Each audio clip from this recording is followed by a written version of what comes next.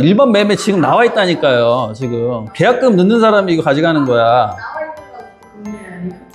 금매죠. 네, 금매니까 제가 말씀드리는 거지. 6억. 네, 6억. 어때요? 너무 괜찮아요? 당장 계약금 넣고 싶죠. 근데 우리는 항상 이게 뭔가 싸면 의심을 해야 돼.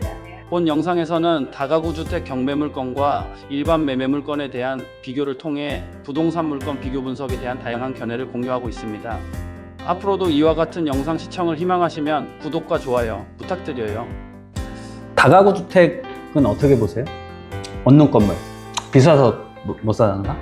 근데 이 다가구 주택이 생각보다 돈이 많이 안 들어요. 생각보다. 제가 항상 얘기하죠. 다가구 주택은 용기만 있으면 살 수 있다. 저는 제가 아는 지인들, 친한 분들한테는 야, 다가구 주택 좋으니까 대출만 되면 사라. 근데 지금 보면 대출이 잘 안 돼서 못 사는 거지 되게 괜찮아요. 메리트 있어. 수익률이 좋거든요. 거기에 거주하는 친구들은 대부분 20대, 30대 친구들이거든요. 그래서 차가 없는 친구들도 많고, 그 다음에 여기도 지방인데 더 지방에서 올라와가지고 기반이 없는 친구들이 많아가지고 다 그런 친구들이 사는 거죠. 원룸 사는 친구들이. 그리고 또 원룸 관리 업체들이 천안은 잘 되어 있어요.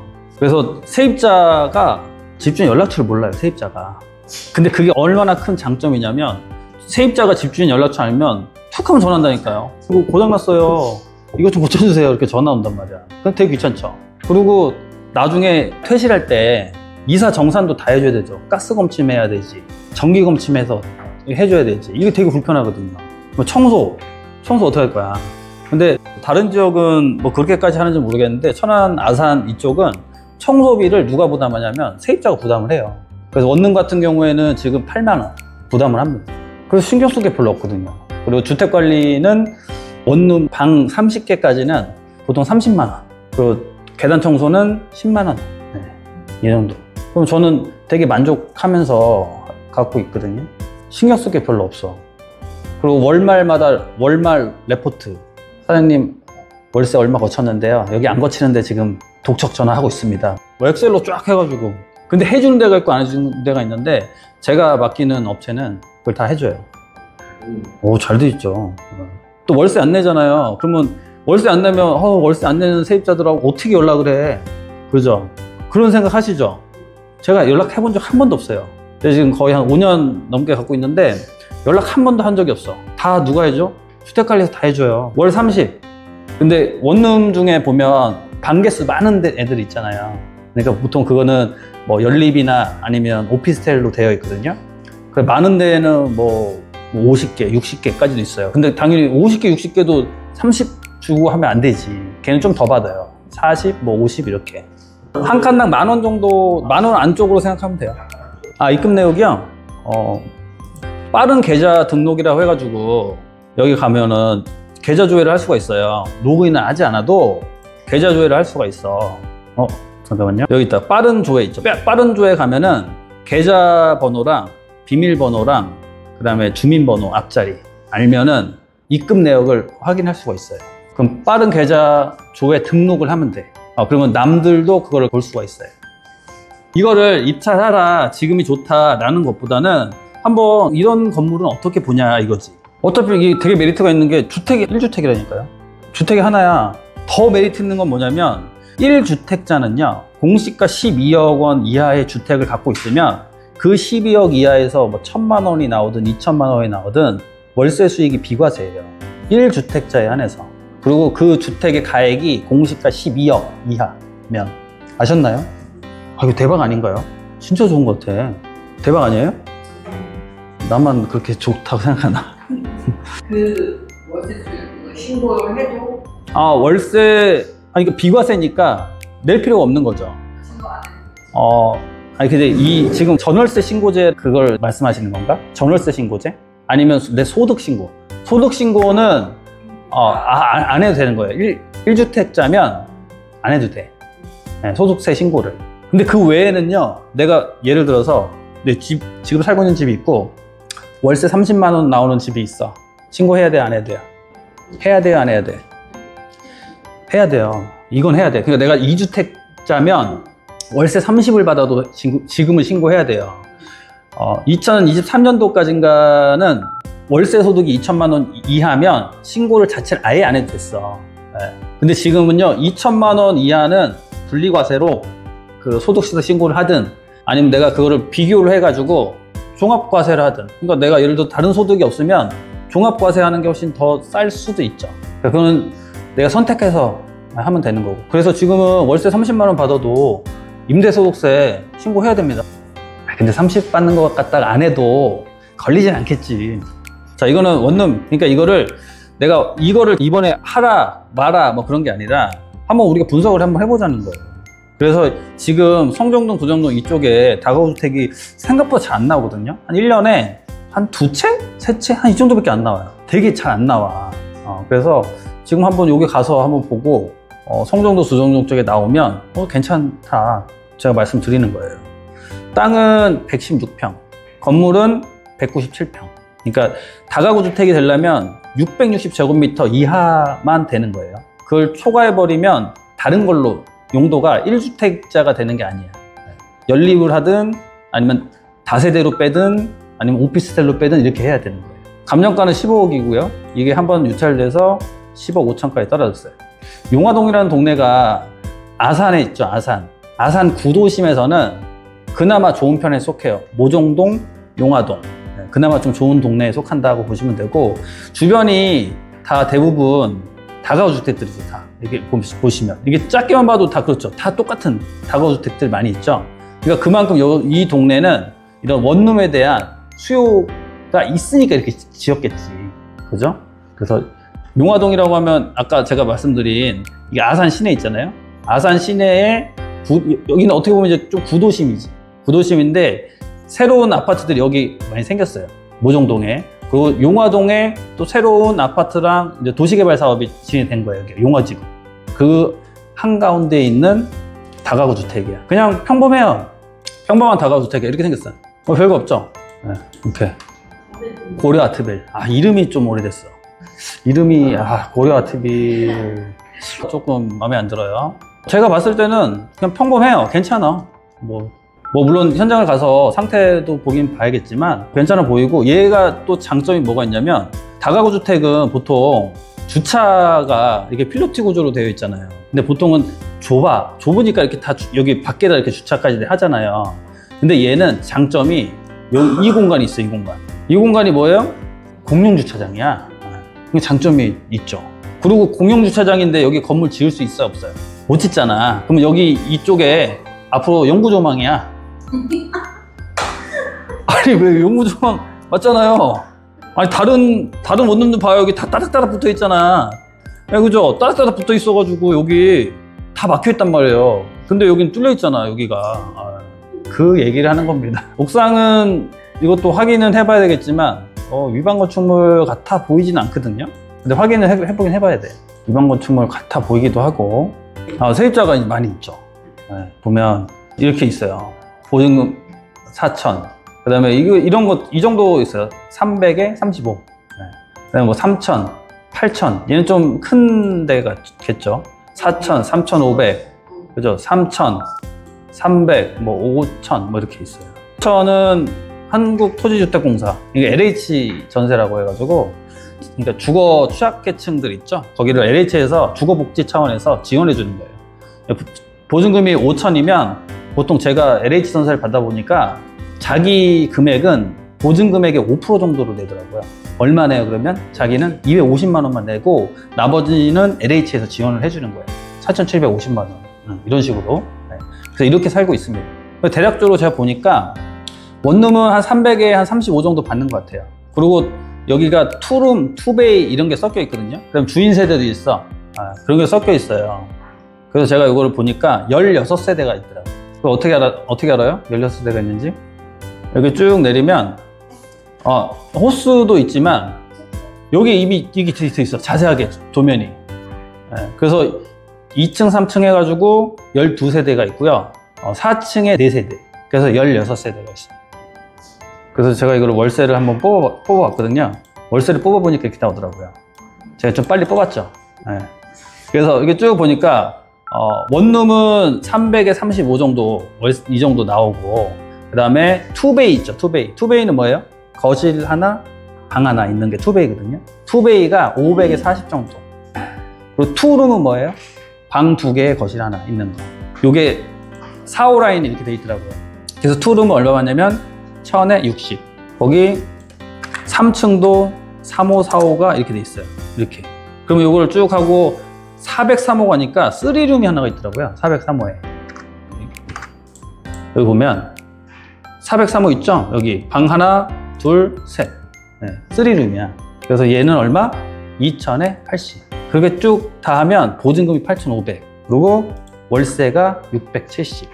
이 정도 나오면 어때요? 여기서 지금 월세는 이게 관리비 포함된 거예요. 그러니까 약간 좀 보수적으로 잡았어요. 보수적으로 관리비 포함해서 35 정도면 그 아산 그쪽에서 보통 그렇게 나가는 수준이거든요. 이게 12년 된 원룸이에요. 그럼 보증금 8,500에 670 나오는데 입찰가가 10억 5천이야. 괜찮나요? 괜찮은 것 같아요. 근데 문제는 여기도 보니까 주택관리가 있더라고요. 그럼 주택관리에 30만 원 줘야 되고, 청소하는데 10만 원 줘야 되고, 그다음 수도세 빠지고 인터넷 빠지고, 그러니까 이것저것 진짜 관리비로 한 100만 원은 빼야 될 것 같아. 그럼 한 570 정도 나와. 570 나오면 10억 5천. 괜찮아요? 안 괜찮아요? 내가 갖고 있는 주택이 얘만. 얘 1주택자야. 그러면 소득도 안 잡혀. 좋죠? 수익률로 한번 볼까요? 수익률로 제가 그래서 한번 해봤어. 10억 5천 최저가 입찰하고, 취득세는 얘가 지금 10억, 그러니까 9억 초과 주택이기 때문에 취득세가 한 3.4% 이 정도 좀 나올 것 같아요. 3.4, 3.6 이 정도. 그러면 취득세가 한 3,500만 원 정도 나오고요. 업무비 뭐 좀 넉넉하게 잡고, 그 다음에 리모델링 해야 되겠죠. 저는 웬만하면 잘 안 하는데 그냥 방 하나당 한 100만 원 정도씩만 하죠. 좀 깨끗하게 좀 방도 하고, 물론 재계약하고 싶은 사람이 있으면 재계약도 하고, 물론 근데 재계약할 사람이 별로 없어요. 왜 그러냐면 다 보증금을 까요. 많이 배당을 못 받을 가능성들이 좀 있어요. 보니까 채권 최고액이 6억이니까 10억에 받으면 거의 배당 거의 다 받아갈 것 같은데? 보자고요. 이게 유료 경매 사이트가 이런 거 잘 돼 있어. 보면은 10억에 받으면 일단은 거의 다 받아가요. 배당을. 그러면 저는 이사비 명도비 한 500 정도 생각했거든요. 근데 500도 안 줘도 되겠다. 그죠? 배당 다 받아가는 임차인인데 줘야 돼요? 명도비요? 그죠? 거의 안 줘도 되겠죠. 그럼 명도비 빼 500. 자, 그러면 대출은 얼마 나와요? 대출 80% 나올까 안 나올까요? 네? 많이 안 나올 것 같아요? 전 나올 것 같은데. 그거는 신탁담보대출. 신탁담보대출을 하면 거의 무조건 나온다고 보시면 되고, 근데 신탁담보대출이 아닌 그냥 일반 대출로 한다고 하면 안 나올 수도 있습니다. 안 나올 수도 있어. 근데 어떻게 해서 나오게 해야죠. 그렇죠? 어떻게 해서 나오게 해야지. 왜 그러냐면 감정가가 얼마예요? 감정가가 15억인데 8억이 안 나와? 그러니까 저는 나온다고 보고, 그러면 아까 월세가 다 받으면 관리비 포함해서 670인데 100만 원은 진짜 관리비로 빼고, 그러면 570. 그 다음에 임대보증금 얼마? 임대보증금 8,500 하면 실제 투자 금액은, 그러니까 초기의 투자 금액은 2억 6,900. 실제 투자 금액은 1억 8,400 정도 들어가는 거죠. 그러면 이자는 8억 4천에 대한 이자 4.2%면 이자가 3,500만 원. 그러면 수익금은 570 연세 받아서 이자 빼면 3,300만 원. 그럼 수익률은 17.9%. 어때요? 한 번 더 떨어지길 바래요. 네, 그렇죠. 한 번 더 떨어져야겠죠. 그러면 한 번 더 유찰시키자고요. 한 번 더 유찰시키는 걸로. 17%가 확실히니까 이게 예전 같았으면 이런 것들 있잖아요. 서울 사모님들이 다 받아갔어 이거. 근데 지금 서울 사람들이 지방 주택을 거들떠도 안 봐요. 지방에 진짜 그러잖아. 이거 670 월세 나와요. 안 산다니까 지금. 서울에 10억짜리 아파트가 월세 얼마 나오는지 아세요? 10억짜리 아파트 월세 200만 원이 안 나와요. 10억짜리가. 근데 이 10억짜리가 얼마 나와요? 670 나오잖아. 물론 뭐 관리비 뺀다 쳐도. 그러면 약간 그 좀 깨어있는 분? 이런 분들은 약간 좀 현타 오지 않겠어요? 그냥 오겠죠? 내가 서울에, 물론 그건 있지. 야, 서울에 10억짜리 아파트 좀 있으면 20억 될 거야. 진짜 20억 될까요? 지금 서울에 10억짜리 아파트가 별로 없거든요. 아니, 그러니까 별로 없다기보다 10억짜리 아파트를 보면 이게 10억이야 이런 아파트가? 그러니까 선한 도심에 살던 분들이 보면 까무러친다고. 이게 10억이야? 자, 그러면 한 번 더 유출시키는 걸로 하고, 그러면 제가 지금 일반 매매로 갖고 있는 게 하나 있거든요. 일반 매매로 성정동에. 네. 제가 위치는 대략적으로만 한번 보여드릴까요? 이 건물이에요. 이 건물.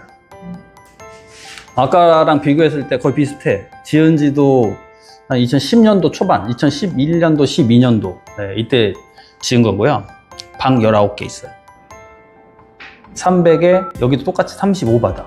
방이 19개. 근데 전부 다 원룸 19개. 그럼 300에 35. 그러면 5만원 관리비 그냥 또 버리고, 그러면 30만원. 19개면 얼마예요? 20개면 600이니까 거기서 30 빼면 570이잖아요. 570이야. 똑같네, 아까랑. 그죠? 일반 매매 나왔어요, 일반 매매. 그러면 570 나오면 일반 매매 얼마면 난 이거 살 거야? 얼마면 사실 거예요? 9억? 자, 9억. 얼마면 살 거예요? 570만원 나오는데 얼마면 살 거예요? 싸면 쌀수록 좋지. 뭐 5억이면 난 사지. 뭐 이렇게. 10억도. 어떻게, 선생님 어떠세요? 얼마면? 9억. 이거 산 게 아니라 일반 매매 지금 나와 있다니까요. 지금 계약금 넣는 사람이 이거 가져가는 거야. 금매죠. 네, 금매니까 제가 말씀드리는 거지. 6억. 네, 6억. 어때요? 너무 괜찮아요? 당장 계약금 넣고 싶죠. 근데 우리는 항상 이게 뭔가 싸면 의심을 해야 돼. 일단은 대출 안 되는 건 맞아요. 네. 방 19개나 되니까 매매가의 60% 하고 거기에 방공제 19개 빼니까 남는 금액이 없어요. 없어. 그리고 대출이 안 돼. 대출이 안 되는 게 하나. 그리고 얘가 오피스텔 건물이에요. 그러니까 다가구 주택이 아니야. 오피스텔이야. 오피스텔인데 딱 보면 어떻게 보여요? 주차장이 좀 적죠. 주차장이 19세대면 최소한 그래도 10개는 돼야 되는데 한 6대배 정도밖에 못 돼. 그럼 뭔가 감이 딱 오죠. 얘 좀 이상한 애구나 그러면.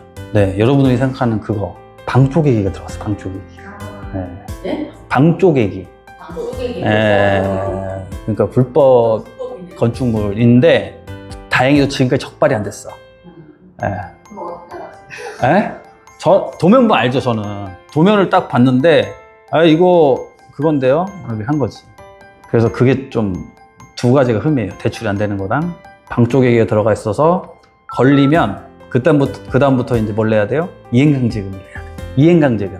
원상 회복하기 전까지 이행강제금을 내야 되는데 보통 이러한 건축물들은 원상 회복이 너무 어렵기 때문에 그냥 이행강제금을 내요. 그래서 한 달에 보통 150에서 한 200 정도 나와요. 만약에 적발이 되면. 생각보다 많죠? 아직 적발 안 됐어요. 근데 지금 제가 아까 말씀드리는 거는 150에서 200은 이제 좀 신축급 정도 되는 게 그 정도 나오는데 얘는 지금 지은 지 한 12년, 13년 됐어. 그러면 아마도 그 금액이 현저하게 좀 적을 것 같아요. 왜냐면 이 이행강제금을 매기는 뭐 산출 시계, 건물 가액 뭐 이런 것들도 들어가거든요. 그래서 얼마가 나올지 모르겠지만 아직까지 적발이 안 됐고 그렇다. 그래도 안 돼요? 그러니까 이게 이런 위반 건축물들이 그래서 일반 매매가 힘들어요. 그래서 계속 가격이 싸지죠. 근데 만약에 이거를 5억에 매매한다고 하면 6억도 괜찮아요? 이게 괜찮아 하시는 분들이 있다니까. 나중에 그치, 정말 운이 안 좋아서 내가 소유권 이전하자마자 걸렸어. 그러면 정말 운이 안 좋다고 생각하면 되는 거고, 그게 아니라 끝까지 안 걸려서 그럼 뭐 대박인 거고. 숙연해지네요, 갑자기 얘기하니까. 대출이 안 된다니까. 네, 대출이 또 안 된다니까 또 그렇죠. 아, 그렇죠. 아, 대출 한 50%만 돼도 참 좋을 것 같은데. 이게, 그래서 저번에도요, 제가 뭐 대출 규제라든가 이런 거 많이 있기 전에 제가 그때 9억 5천짜리 사는데 7억 대출 받았거든요. 그건 괜찮죠. 방이 28개짜리고, 그거는. 아, 근데 이거는 대출이 안 되니까 제가 어떻게 해서라도 좀 해보고 싶었는데 그게 좀 아쉬워. 대출이 안 되면 나중에 탈증에도 문제예요. 네, 맞아요. 예. 근데 그때는 또 대출 정책이 좀 바뀌어서 그때는 또 될 수도 있어요. 그나마 얘가 대출에 대한 희망을 좀 갖는 게 얘가 물건 종별이 오피스텔이기 때문에 그래서 좀 희망이 조금은 있죠. 그러다 일반건축물까지 붙이면 대출 더 안 되죠. 아, 맞아요. 예, 맞아요. 일반 건축물은 대출 힘들죠. 그러니까 그런 단점이 있으니까 지금 가격이 막 그랬잖아요. 뭐 9억? 뭐 3억은 좀 너무 심했네요. 원상 복구 하려면 할 수는 있어요. 할 수는 있는데 원상 복구하는 비용이랑 그다음 수익률이 지금은 570 나오는데 아마 원상 회복하고 나면 월세가 한 400도 안 나올 거예요. 400도 안 나와. 안타까워요. 그러니까 일반 매매 물건들도 이렇게 좀 많이 보셔야 돼. 이거 보면 좀 가끔 보면 이렇게 되게 좀 큰 건물도 있죠. 여기도 보시니까 뭐라고 돼 있어요. 오피스텔로 돼 있죠. 그렇죠? 이런 것들은 방이 되게 많은 거야. 근데 이것도 어떻게 보면 주차장 개수만 세보면 이거 좀 이상한데? 라고 이제 생각할 수 있죠. 자, 그래서 일반 매매랑 경매 물건이랑 한번 비교를 해봤습니다.